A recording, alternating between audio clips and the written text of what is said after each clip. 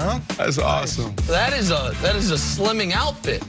You know, I've been working at it. My family, Coach, you actually look tremendous in that outfit, I gotta tell you. me, my wife, and daughters all wear matching pajamas on Christmas. Really? Yeah, It's pretty cool.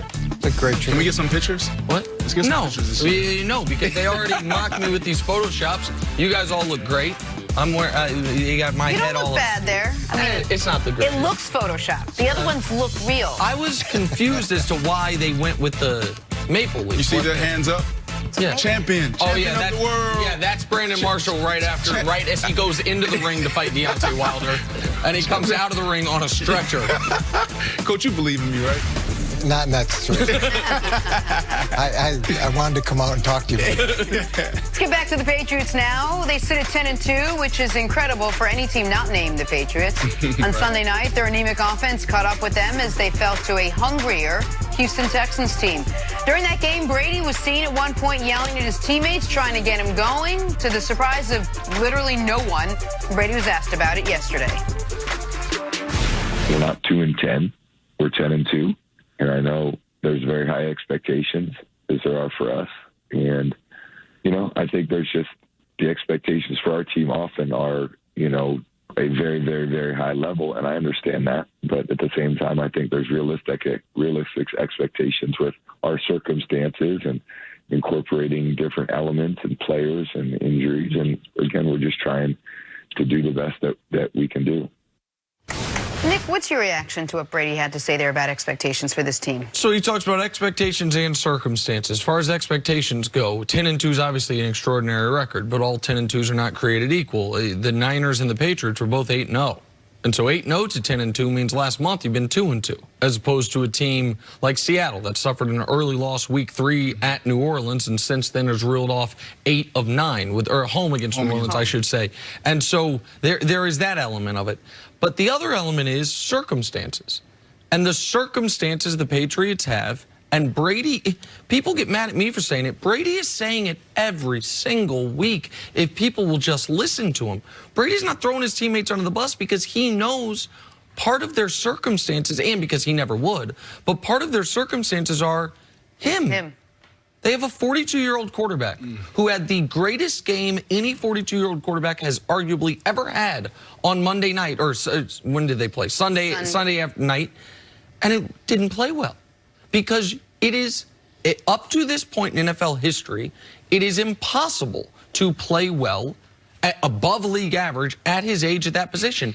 No one has ever done it, and that no one now includes Tom Brady, where this year in every category, he's well below league average. 2017, league MVP. 2018, good but not great defense, carried him in the Super Bowl. 2019, a below-average NFL quarterback.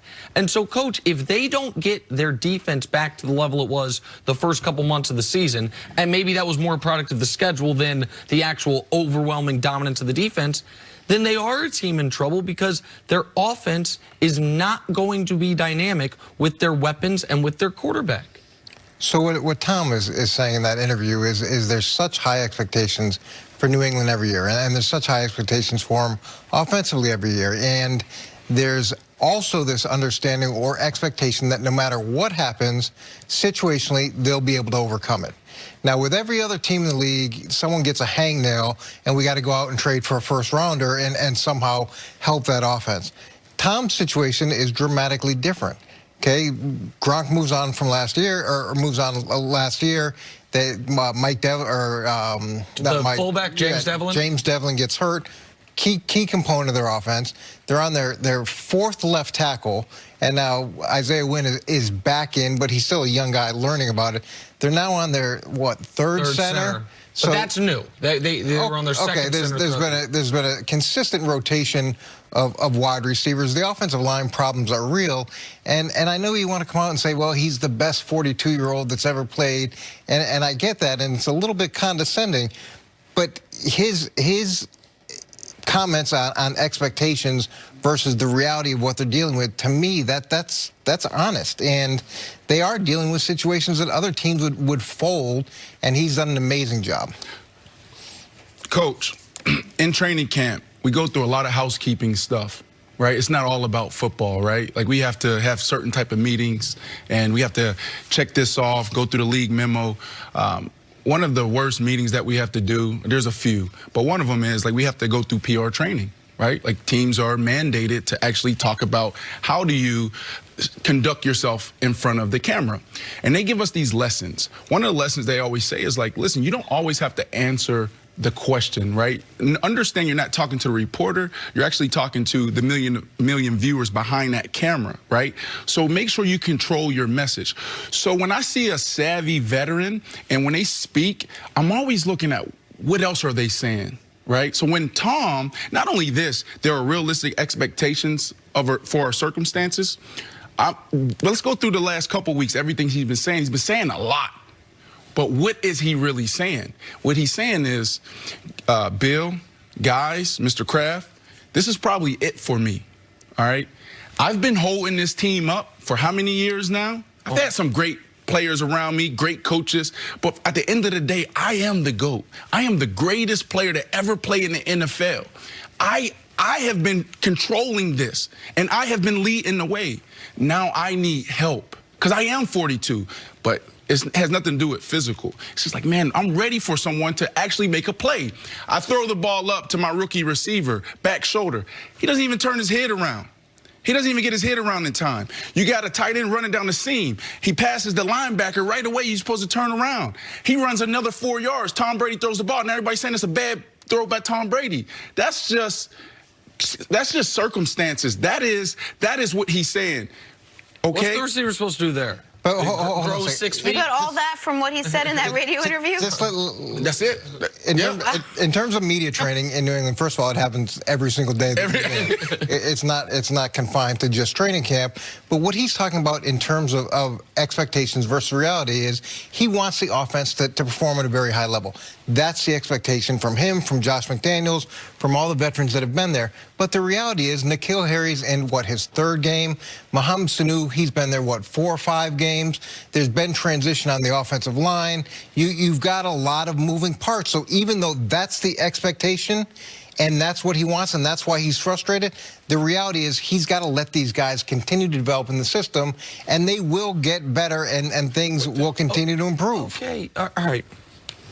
Listen, if the Patriots are going to make the Super Bowl, they are going to have to beat 2 of the following teams: the Texans, the Chiefs, and the Ravens.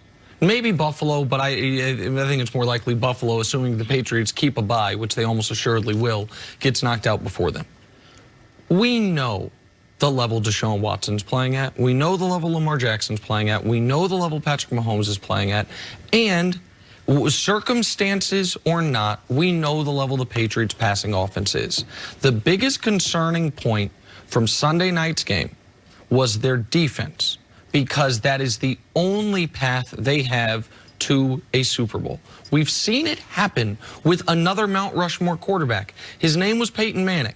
It was 2015. Now, Peyton that year was done. 15 yards. Go He ahead. had neck surgery and his back fused together. Right, and coach, despite and post neck surgery and post back fusion, 2 years prior he won the league MVP. And the year prior, he was very good, but tailed off at the end of the year. Who does that remind me of? Well, 2 years ago, Tom Brady won league MVP. No, you can't. And last year, he tailed off at the end of the year. Nick, Peyton couldn't throw 15 yards. No, Peyton at the end was, and I said it, and I'll say it again, Peyton, the final year in Denver, was he was arguably the worst quarterback in the NFL statistically. Yes. Brady is not that. I am not arguing that. My point is, it was an all-time great whose only path to the Super Bowl was defense is going to have to be excellent, and I just can't screw it up. Brady is better than Peyton was then. I'm not arguing otherwise. I think Peyton was 9 touchdowns, 17 picks. He was in rough shape. But Brady's only path is to be carried by the defense at this point. It is not sacrilegious. It is listening to Tom say our strength is our defense and special teams. And you can say other teams that you get a guy gets a hangnail, they trade a first-round pick. Well, the Patriots did trade a second-round pick. And I've listened to announcers for the last 3 years make the Julian Edelman Hall of Fame case. He's still there. They have a first-rounder at running back. They have a first-rounder at wide receiver. They traded a second-round pick for Mohamed Sanu. I'm watching the great quarterbacks in the league. The guys, there's Russell Wilson. with Tyler Lockett, with a rookie receiver they could have taken in New England, DK Metcalf, and with whoever the hell's at tight end for him these days, make it work. Nick. Where's that list of all those quarterbacks that you played for? I've got for? it right here. Can you just rattle off a few, Coach? How many? Tell Coach Cutler, how many. Fitzpatrick, Henney, Orton, Moore, McCown, Eli, Bryce Petty, Russell Wilson. That's a good one. Geno Smith, Patrick Ramsey, Jason Campbell, Tyler Thigpen. He threatened to sue me once. Jake Plummer, Chris Sims, J.P. Lossman, Jimmy Clausen. That's the list. So listen. I'm almost an expert, Coach. I'm the quarterback whisperer. Okay.